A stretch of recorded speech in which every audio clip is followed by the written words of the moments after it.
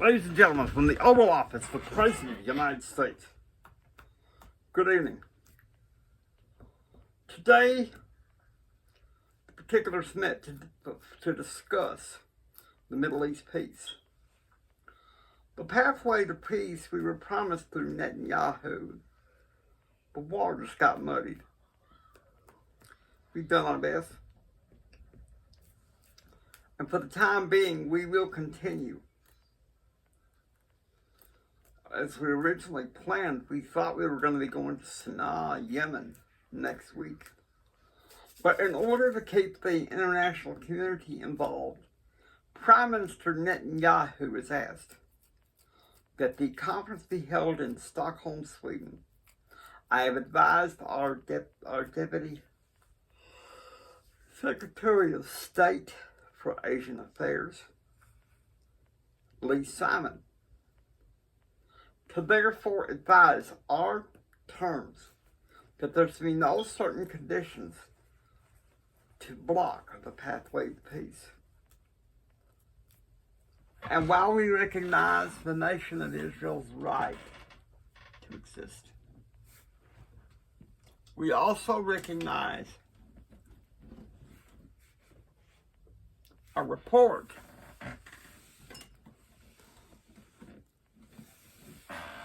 that renewed circular reasoning in the negotiations have prompted us to withdraw from the negotiations in Myanmar and in negotiation in Zurich. However, we have been asked to have a meeting in the conference in Jerusalem and the conference in Riyadh, Saudi Arabia. Once those two conferences are over, we're backing out for a while because simply and quite frankly, we have been turning our wheels. We have been turning our wheels for nearly 3 damn years, and I'm tired of it. We tossed the dice. We did the Oslo Accords. That's what I wanted. But the fact still remains, nothing is getting done. Now, on the bright side, Congress today approved of a budget package, finally, and I'm here to officially sign this budget package. It's been a long time coming, a long wait, and I wish to sign the Budget Reconciliation Act of 1997.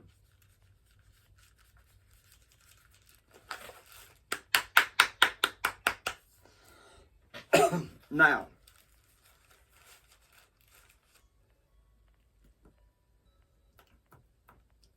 I'm open for 12 questions. Yes. My life sitting PR, Mr. President. My question to you is this. It seems like to me you are throwing in the towel on concessions for peace. Why is that? Because it's obvious to me that Netanyahu's foreign government can't seem to work its way out. It's a problem. And it's a problem that we have to deal with one way or another, whether we like it or not. But if I see that in 4 months' time there's no progress on the pathway to peace, which King Hussein of Jordan and Prince Abdullah of Saudi Arabia have drawn upon, the United States will withdraw until we see that someone is more plainly willing to step in and say, we want peace. Most likely we think we're not going to get it. Yes.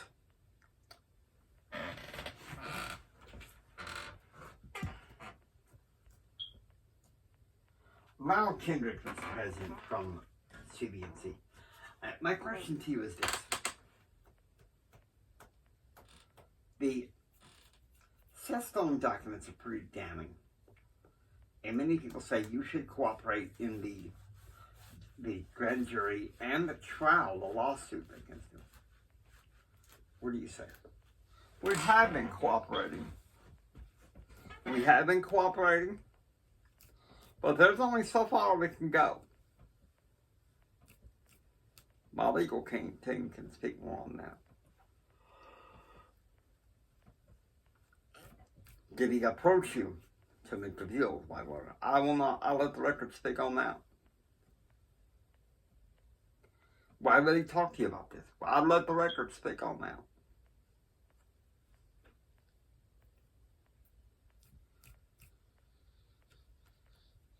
We got 5 questions now. We need to ask 3 more, 6 more.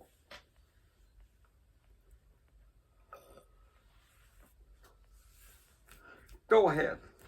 Wolf Blitzer, CNN, Mr. President. My question to you is this.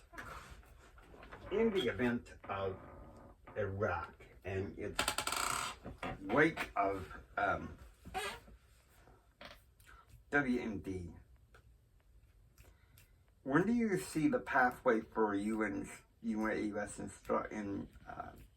inspectors to come back? It should be soon.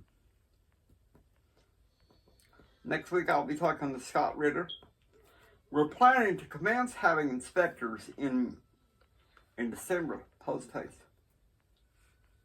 That's all I'm going to say about that.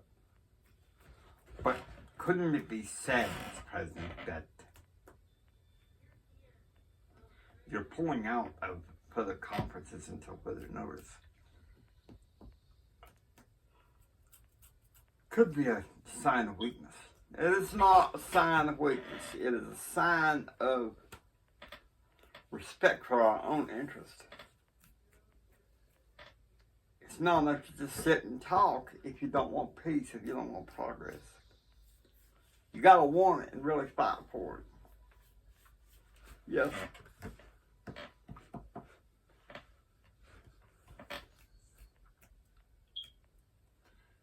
Mr. President, Laura Canderson from the Tattered Hour. My question to you is this. The Paula Jones case and deposition is scheduled to be in January. With that in mind, it says Stone. Do you have a comment about that? I'll let the record speak on that.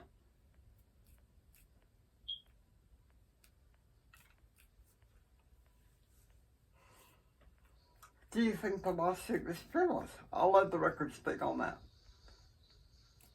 Mr. President, one more question.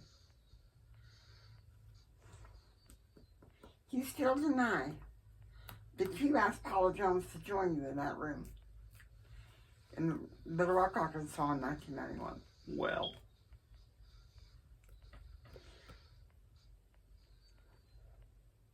You still deny that you sexually harassed Paula Jones? let me make it clear one time. I did not sexually harass Paula Jones, and I never asked anybody to lie. These allegations are false. If you guys excuse me, I gotta get back to work with the American people. Thank you.